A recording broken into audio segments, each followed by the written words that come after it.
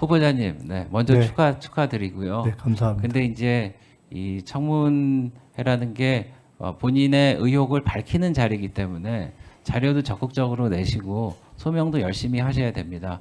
그리고 제가 아까 이 자료를 보여드린 거는 저희가 법무부까지 갔었는데 이 자료를 받았는데 지금 후보자님이 아직도 사인을 안 하고 계세요.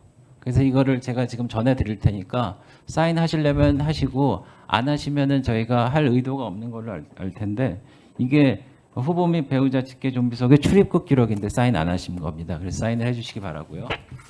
그리고 제가 또 하나 묻겠습니다. 지난번에 좀 전에 말씀하셨죠. 돈에 대해서 결벽증이 있고 특히 첫 번째 그 형사처벌 받으셨을 때 영수증을 뭐라고 그러셨죠? 다시 한번 좀 말씀해 주시겠습니까? 영수증이 어떻게 됐다고 말씀하셨잖아요. 발급이 안 됐다고요? 네, 그렇습니다.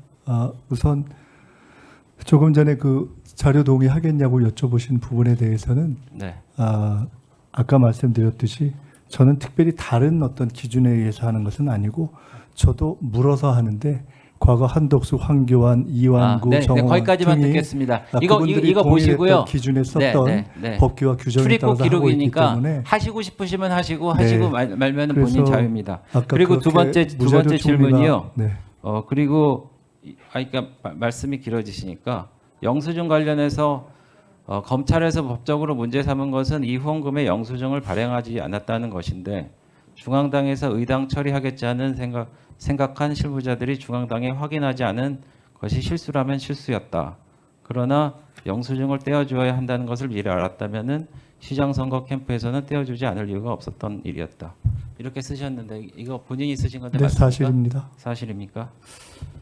그럼 제가 PPT를 좀 보겠습니다.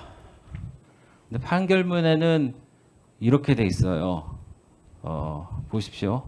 후보자는 정치 자금을 들고 온 기업 관계자, 당시 구조조정본부장과 영수장에 대해 이야기를 나눴는데 후보자가 구조조정본부장한테 영수증은 어떻게 해드리면 되겠습니까? 하고 본인이 물으셨어요. 그러니까 그쪽에서는 그룹에서 올해 법정 기부 한도가 낮춰서 영수증 처리가 곤란하다라는 정치자금법 위반하겠다는 대답까지 들으셨는데 그 후보자님 이 판결문에 반해서 말씀하셨는데 이거 위증입니다. 판결문에 반해서 말씀드리지 네. 않았습니다. 그러면은 제가 또 물어보겠어요. 설명을 잠깐 드려도 될까요? 아니 제가 먼저 물어볼게요. 네, 하시고 그리고 답변 드리겠습니다.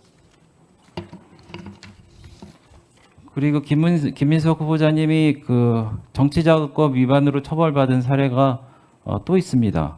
벌금 600만 원과 추징금 7억 2천만 원을 했는데 정치 검찰 표적 수사에라고 앵무새처럼 되풀이한다라고 하셨는데 그 정치 검찰 표적 수사 맞습니까? 짧게 네, 대답해 맞습니다. 주십시오. 네. 그러면은 제가 이것도 PPT로 한번 보여드리겠습니다. 다음 PPT. 다음 PPT. 다음입니다. 근데 후보자가 이렇게 말씀하셨어요. 후보자 본인이 이메일로 보내셨습니다. 다른 불법 정치자금 제공자와는 홍여 나중에 만에 하나 시비거리가 있다면은 그때는 너한테서 빌린 것으로 하자라는 그런 노골적인 발언 메일까지 주고받으셨습니다. 그리고 이런데도 억울하세요? 네, 설명드리겠습니다. 네. 그리고 잠깐만요. 제가 일단 한번 설명을 해보시죠. 설명드릴까요? 네. 첫 번째는 조금 전에 앞을 혹시 PPT를 앞으로 해주시면 1차 해도 될까요? 네, 혹시 부탁드려도 말씀을 될까요? 해주십시오. 네, 말씀을 하십시오. 1차 정치자금에 아까 네. 그룹에서 올해는 법정 기부 한도가 낮춰서 영수증 처리가 곤란합니다. 라고 하고 중략을 하시고 판결에 대해서 쓰셨는데 그 뒤에 제가 그러면 나중에 실무적으로 처리를 할 방법이 있는지 알아보겠습니다. 라고 하고 제가 전달했다는 부분은 빠져서 지금 말씀을 하셨고 아니 근데 그 부분이 포함돼도 네. 마찬가지인 게요. 아니, 마찬가지는 왜냐면은 아닙니다. 후보자가 영수증 발행에 대해서 전혀 상관하지 않고 몰랐다는데 영수증 발행은 안 해주십니까라고 물어보셨잖아요. 아니, 그러니까 제가 영수증 몰랐다고 발행에 하지 대해서 않았습니다. 이제 알고 계셨다는 겁니다. 네, 그래서 알고 저는 있었기 때문에 거기까지 제가 알고 있었기 때문에 질문을 할 그것을 거고요. 실무자에게 전달한 것이고요. 나중에 또 질의하시면 두 번째 네네. 부분 답변을 드려야 될 네네, 것 같은데 말씀을 하십시오. 두 번째 두 번째 부분은 정확하게 저것이 검찰이 어떻게 공소장을 잘못 쓰는가에 대한 드러나는 것인데요. 판결문입니다. 공소장 네, 아닙니다. 그 판결문의 공소장을 저건 반영한 것입니다. 만에 하나 시비거리가 있다면 그때는 빌린 것으로 하자는 취지의 메일, 취지라는 용어를 통해서 정확한 워딩이 틀려졌습니다.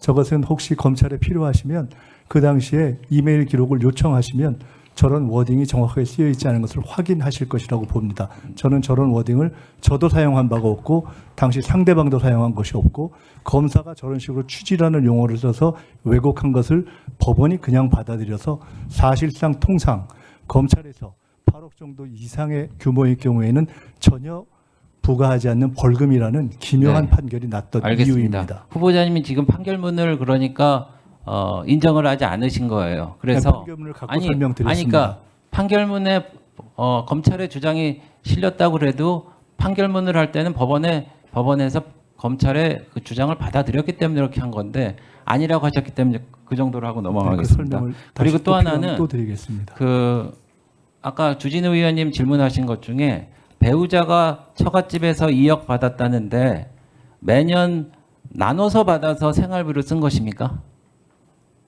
뭐 그럴 겁니다. 그때 받은 제가 아주 구체적인 정황은 알지 못합니다. 그런데 네. 예. 네. 그리고 제가 마무리하자면요. 아까 안대희 그 전 국무총리 될 뻔하셨는데 과다 수입료 문제로 낙마하셨고 현금이 집에 많으셔서 그런 이유로 낙마하셨습니다.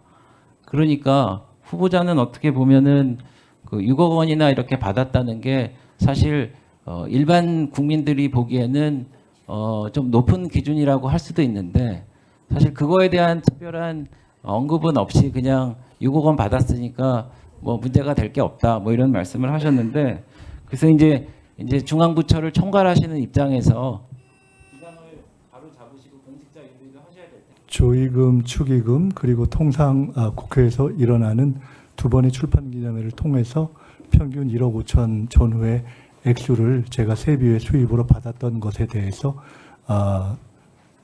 아예 그런 것도 받지 않았으면 더 좋았겠다는 아쉬움을 갖고 있다는 말씀을 드립니다. 네.